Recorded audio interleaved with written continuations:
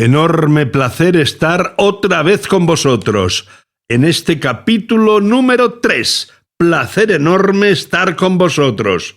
Bueno, ¿qué pasa? ¿Que me repito? ¿Es que vosotros no repetís nunca? Vamos a llevarnos bien, os saco la novena.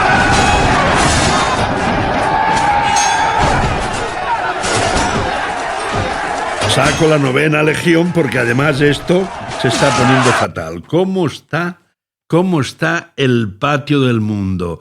Me estoy planteando ir a vivir al planeta Urano. Una temporada. ¡Ay, Flanagan! La que se nos viene encima. Bueno, os digo que este podcast, más allá de España, se escucha en Estados Unidos, en Argentina, en Colombia, en México, en Italia, en Irlanda y Andorra. Esto solo es el principio y seguimos subiendo. Gracias inmensas. Por otro lado, gracias a este podcast formo parte de la Asociación Divulgadores de la Historia, integrada por 100 personas que adoran la historia. Su junta directiva acaba de aprobar mi integración en la asociación. Que no les pase nada. Estoy tan contento que no me iré al planeta Urano de manera inmediata. ¡Viva Roma! ¡Viva Roma! Cae Canem, el podcast de Roma, que vale un imperio con Charlie Diego. Cave Canem, Cave Canem.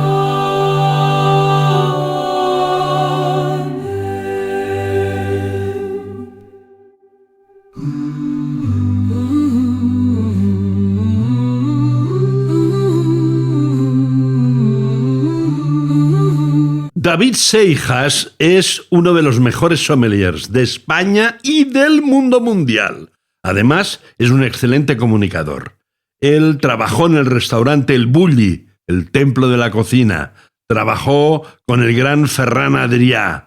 A David Seijas, autor del libro Confesiones de un sommelier, Ara llibres en catalán y Planeta en castellano, le hemos preguntado por el vino y Roma. Y él, de vinos, sabe un rato. Bien conocida es la relación que tenían los romanos con el vino y famosas son sus bacanales, adorando al dios Baco, al dios del vino. Lo que quizá no es tan conocido es cómo era el vino que bebían los romanos. Y os lo voy a explicar. Lo primero sería que no tiene nada que ver con los vinos que estamos acostumbrados a hoy en día beber en nuestras casas y o restaurantes. De hecho, eran bien diferentes. Podríamos hablar de vinos especiados, más parecidos a lo que hoy en día sería un vermut. Vinos especiados con, por ejemplo, pimienta negra, azafrán, dátiles e inclusive, por ejemplo, mezclados también con otros productos como, por ejemplo, la miel. Bien conocido era y reputado el muslum, vino mezclado con miel. Además, tenemos que saber también que existían los vinos dulces. De hecho, algunos autores de la época ya dejan entrever que había que vendimiar más tarde con la primera helada para tener vinos dulces. También se sabe que los vinos de aquella época eran mezclados con agua. Sí, lo habéis escuchado bien. Vinos mezclados en agua, porque si no se consideraba que eras un bárbaro. Bueno, hay que hablar también, que no es tan conocido, de que ya existía la primera guía de vinos y que fue a cargo de Plini el Viejo. O sea que nos pensamos que somos muy modernos, pero en realidad vamos a la estela de los romanos.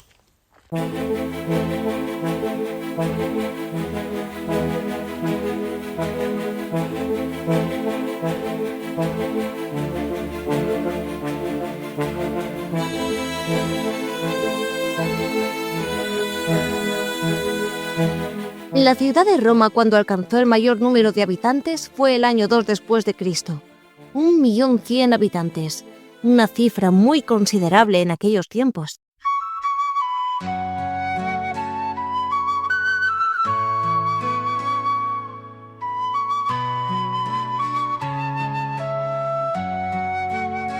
Anabel Díez es la directora artística de la fiesta Guerras Cántabras, que se celebra cada año a finales de agosto en el pueblo de Los Corrales de Buelna, en Cantabria, que está a 42 kilómetros más o menos de Santander y en todos los casos muy cerca de Torrelavega.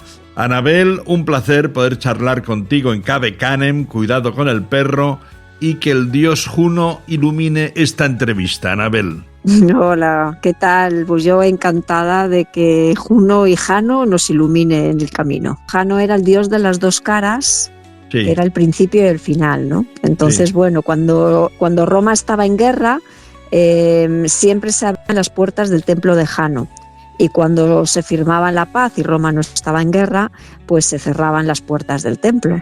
Entonces, bueno, en nuestra fiesta tenemos el templo de Jano y es el comienzo siempre de nuestra guerra particular, que es la apertura del templo de Jano y el final de nuestra fiesta es el cierre de ese templo de Jano. Anabel, los romanos tenían tantos dioses, tenían dioses Aquilos, ¿no? Sí, tenían un dios para cada ocasión, ¿no? Sí. Bueno, pues un poco parecido a nosotros también en el fondo, ¿no? Tenemos una virgen para cada ocasión o un santo Eso para sí. cada ocasión, ¿no? Eso sí. Entonces, bueno, sí, realmente ellos eran muy religiosos y tenían un dios para cada ocasión y eran muy fervientes en sus sacrificios y en sus ofrendas para que los dioses siempre les acompañaran, claro. Vamos a ver, Anabel, debe haber muchos perros en la fiesta de las guerras cántabras, ¿no? Bueno, sí, hay perros de todo tipo, con muchos collares. Bueno, Sí, esto, sí. ¿qué pasa? ¿Tienes segundas intenciones esto que me estás diciendo? Sí. ¿O qué? Claro. Bueno. Vamos a ver, Anabel, históricamente, ¿qué son las guerras cántabras? Sitúanos. Bueno, pues históricamente el territorio de Cantabria fue el último territorio a conquistar de la península ibérica por Roma. En esta ocasión el emperador César Augusto fue el que vino a conquistar estos territorios. Les costó bastante, 10 años de guerra, con una pax por medio. Entonces, bueno, pues sí es verdad que hubo un genocidio, según cuentan las crónicas, y los cántabros también cuentan las crónicas que era un pueblo muy aguerrido, que luchó hasta el final para salvar su territorio, su cultura, sus formas, sus costumbres de vida, su entorno, y bueno, al final pues vino Agripa, que era el general Sí. más íntimo de Augusto, y llegó al territorio y bueno, pues aniquiló y se implantó la Pax Romana y se romanizó y se inició una romanización que fue muy rápida además. Para los que no hemos estado en la fiesta, Guerras Cántabras, ¿cuáles son las líneas maestras, la base? Bueno, la base es que hay un campamento impresionante que se genera todos los años, ¿no? Cada tribu cántabra, que son 13 tribus cántabras y 12 legiones romanas, se genera una casa, por decirlo de una forma, cántabra por cada tribu y una tienda por cada legión, ¿no? Eso se conforma un campamento donde habitan, donde viven, se habita y se disfruta de la fiesta los 1500 festeros que componen esta fiesta. Al lado de este entorno maravilloso que es el campamento, que es casi como una inmersión histórica donde tú puedes pasear y sentirte que has viajado en la historia y bueno, pues ver cómo los usos y costumbres de los cántabros y ver un poco la estética y la forma de los romanos.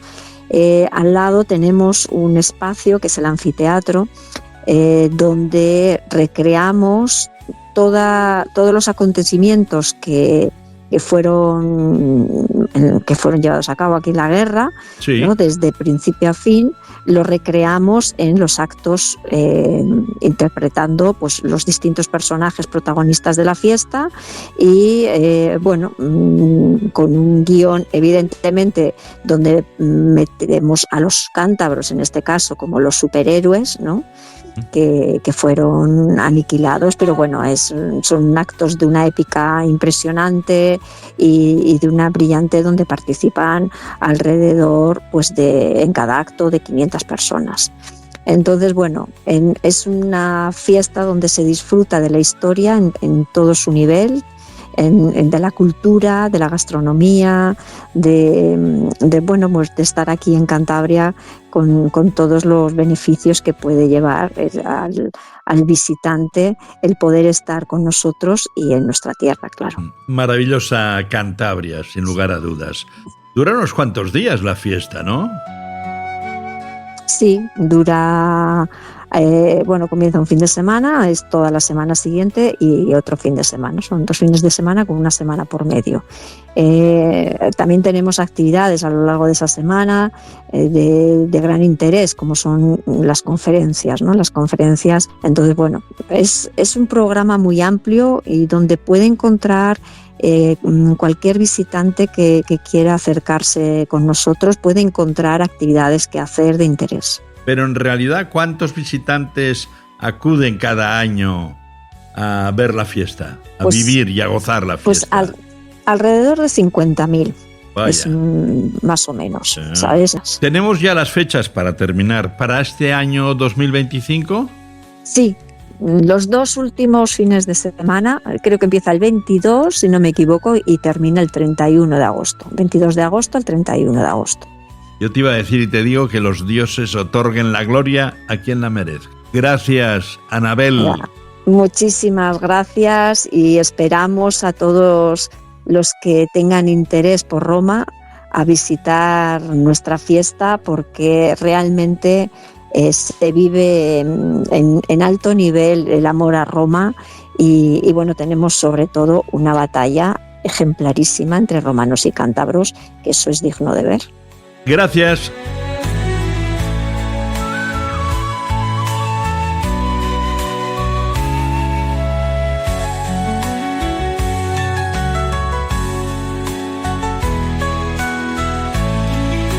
Aveganen,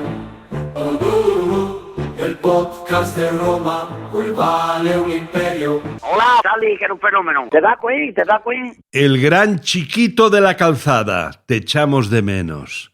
He recordado que hace un par de años un diario nacional publicó el titular siguiente: los romanos se habrían reído con Chiquito de la Calzada. Y a mí el titular me gustó.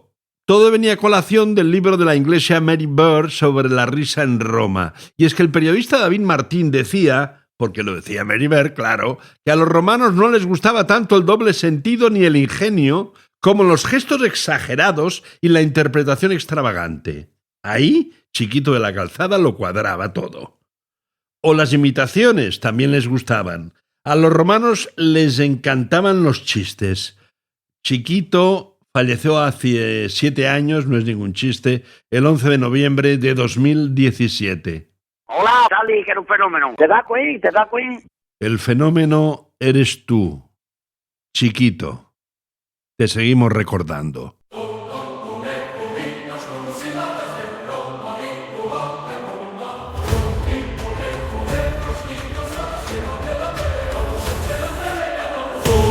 Conejo y las curiosidades de Roma y no van broma. Tony Conejo, explicaciones que van de la plebe a los emperadores, pasando por las legiones. Gracias, oh Tony Conejo.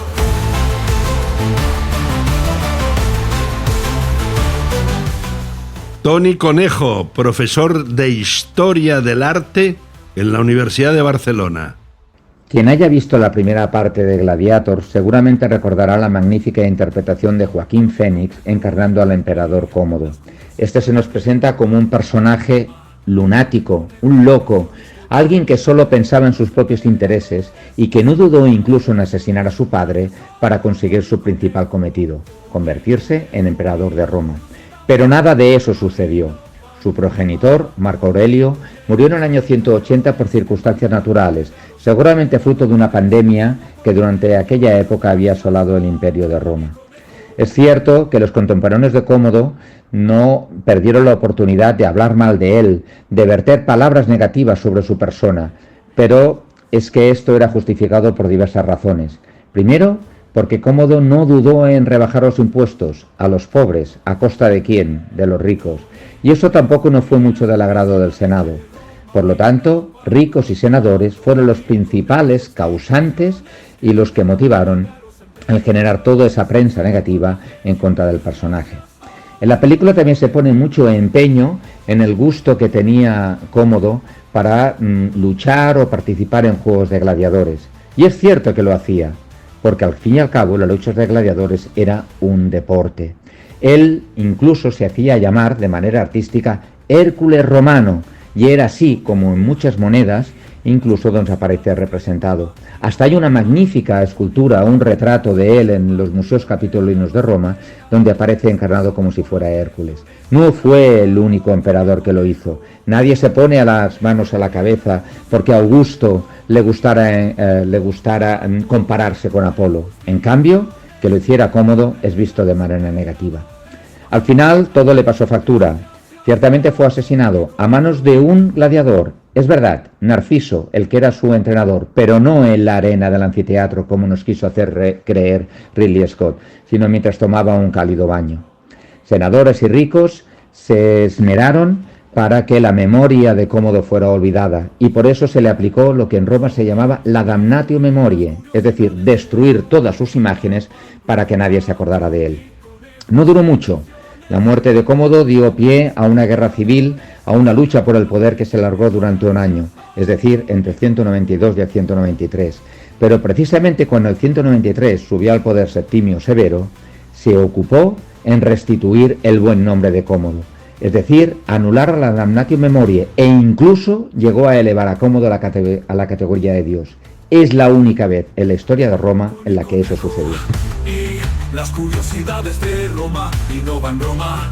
Tony Conejo, explicaciones que van de la plebe a los emperadores. Los romanos, una mierda al lado de los etruscos, mena. Den den den den, den den den den, den den den den den den den den den den den den.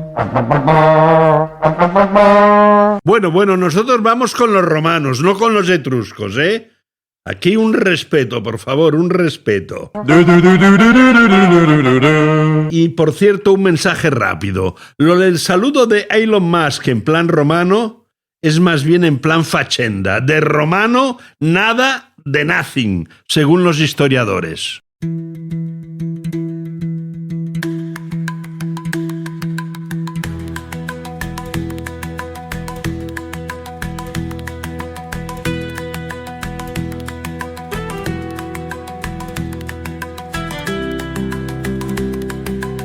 Desde mi admiración, gracias por su tiempo, Juan Eslava Galán. Es un placer. Nacido en Arjona, Jaén, vive en Madrid, Distrito Federal. Premio Planeta 1987 por En busca del unicornio. Usted ha escrito cerca de 100 libros. Usted, Juan, escribe más que habla. Últimamente sí. Con el tiempo y con la edad, se va recluyendo más en casa y hay más tiempo para escribir. Su último libro es Historia de Roma, contada para escépticos, que forma parte de una serie de libros contados para escépticos. Veo que hay muchos escépticos, don Juan. No tantos como debiera haber. En general, la gente de la modernidad es un poquito crédula, porque nos bombardean continuamente con noticias y con hallazgos muchas veces falsos. Entonces siempre conviene tener esa actitud del escéptico que primero estudia las cosas antes de creerlas. Es decir, deberíamos ser más críticos, en una palabra, ¿no? Efectivamente, sí. Historia de Roma contada para escépticos, digámoslo ya, la ha publicado Planeta. No es su primer libro sobre Roma y los romanos. Debemos hablar de Roma de los Césares, de la vida amorosa en Roma, también de biografías de Nerón o de César. ¿Qué es lo que más le seduce a usted del mundo romano? Probablemente que nosotros mismos somos también romanos, aunque muchas veces lo ignoremos. Nosotros somos, quiero decir, la civilización cristiana occidental, por llamarlo con todas sus letras, somos el resultado de la confluencia de Roma y Grecia, más el añadido de la religión mosaica, del cristianismo, que viene del judaísmo. Entonces nosotros hemos dado a luz, quizá, y sin quizá, la civilización más espléndida que tiene el mundo, y es conveniente recordarlo de vez en cuando. ¿Qué es lo más importante que nos ha dado la civilización romana? Y nos ha dado muchas cosas. Occidente le debe la vida a la civilización romana, como dice usted. ¿Qué es o qué cosas son las más trascendentes? Pues la primera y principal, el idioma. Esto que estamos hablando usted y yo es latín evolucionado. Y esto nos lo ha dado Roma. Y lo más precioso que tiene un pueblo, sin lugar a duda, es su lengua. En segundo lugar, el derecho, la idea de la justicia, el derecho romano, que es también el que alimenta los códigos occidentales, y ese es el otro gran regalo que nos ha hecho la civilización romana. Este podcast se llama Cabe Canem, cuidado con el perro. Ya ve, estará usted contento porque le hemos puesto un nombre latín a este podcast, ¿no? Ya que venimos de ahí. Sí, es curioso que al cabo de los siglos nosotros utilicemos todavía una expresión que ellos ya lo hacían con esos perros que vigilaban las casas. Sí, claro, efectivamente. Y ponían ese cartelito para que el visitante pues tuviera cuidado porque el perro era el guardián de la casa. Igual que ahora, don Juan, igual que ahora. En algunas cosas estamos igual. Temo que sí. Seguimos desconfiando de la gente. Y tenemos motivo muy a menudo para desconfiar. La historia antigua de Roma está repleta de personajes importantes y relevantes. ¿Hay alguno que le cautive especialmente? Usted que no solo ha escrito sobre la vida amorosa y sobre la Roma en general, sino que ha escrito biografías. ¿Qué personajes a usted le cautivan más? Hay dos personajes o varios que me cautivan, pero dos principalmente. Por un lado, Octavio Augusto, el sucesor de César y primer emperador después de la muerte del asesinato de César. Por una parte ese, por otra parte el emperador Trajano, que además era oriundo de Hispania y fue sin duda alguna un gran emperador y un gran pensador. ¿Y por qué uno y por qué el otro? Bueno, en el segundo caso ya me lo ha dicho, pero en el primero, el de César Augusto... Sí. Bueno, en el primero él fue el que puso en Roma, era por cuestiones de pasado histórico, era sospechosísima la institución monárquica. Los romanos echaban pestes de la palabra rey, ¿no?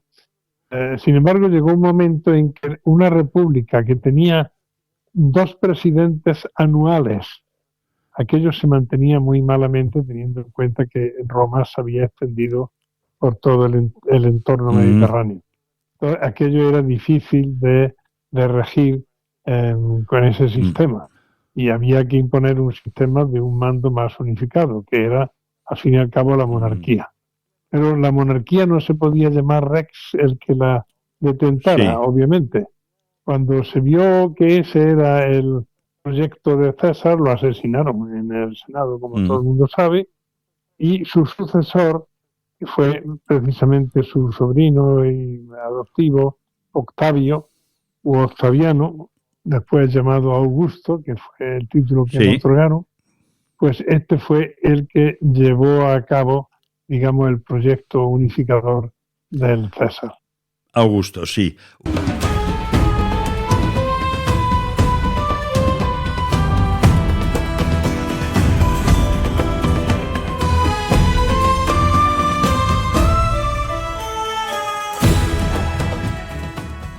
Para el siguiente capítulo quedará la segunda parte de la entrevista con Juan Eslava Galán. Segunda y última. Ave Crem. ¿No es este Seudorus vuestro esclavo? Paseaba como un ciudadano. Créeme, mi ama, no paseaba. Iba caminando humildemente como buen esclavo. Nos ha invitado a jugar y en un periquete nos ha estafado 9 sestercios. Solo han sido 7. Devuelve 9. 1, 2, 3, 4. No los he estafado, los he ganado honradamente. Seudorus. 7, 8. ¿Y el 5 y el 6? Ahora llego a ellos, 9, 5 y 6. Gracias, ciudadanos. Y descuidad, será castigado.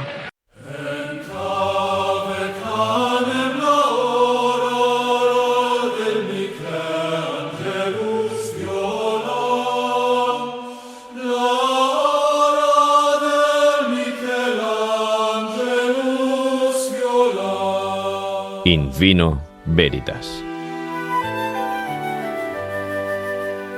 In vino veritas. Decía el poeta, es cuando duermo que veo las cosas claras. Los romanos lo hacían de otro modo. Tomaban copas de vino a raudales y soltaban por la boca a sus demonios. Quizá no pensaban lo que decían, pero sí decían lo que pensaban. Se desinhibían, porque in vino veritas, en el vino está la verdad. Cuando tomas vino caen las máscaras, sale la veritas, es decir, la verdad, lo que realmente piensas. ¿Cuántas declaraciones de amor solo han salido a partir de la 5ª o 6ª copa de vino? Va por barrios. En Japón, 21 siglos después, los empleados terminan la agotadora semana laboral yendo juntos de copas de sake, el tradicional licor de arroz. Incluso les acompaña el jefe, pero en un momento dado, ya bastante bebidos, in sake veritas. La verdad está en el licor. Le cantan las 40 al jefe, le sueltan lo que piensan. Está permitido. El lunes, ya sobrios, volverán al trabajo con una actitud de sumisión y no se hable más. Porque lo que ocurre en el bar se queda. Igual que lo que se dice en el podcast queda. Totus tus, todo vuestro.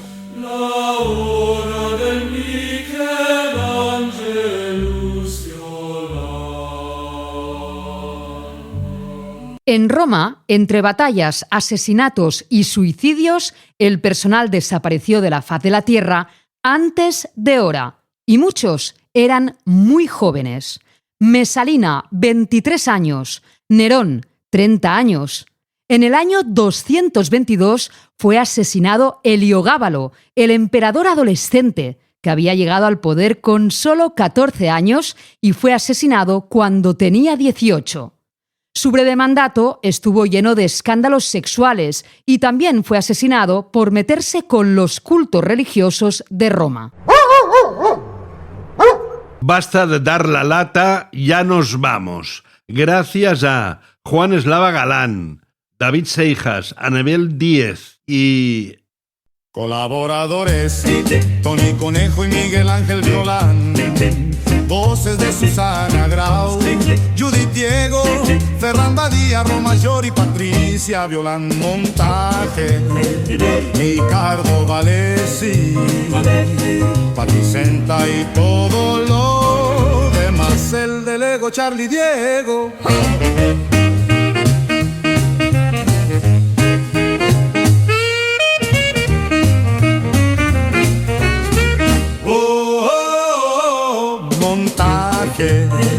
Ricardo Valesi, Patricenta y todo lo demás. El de Lego, Charlie Diego.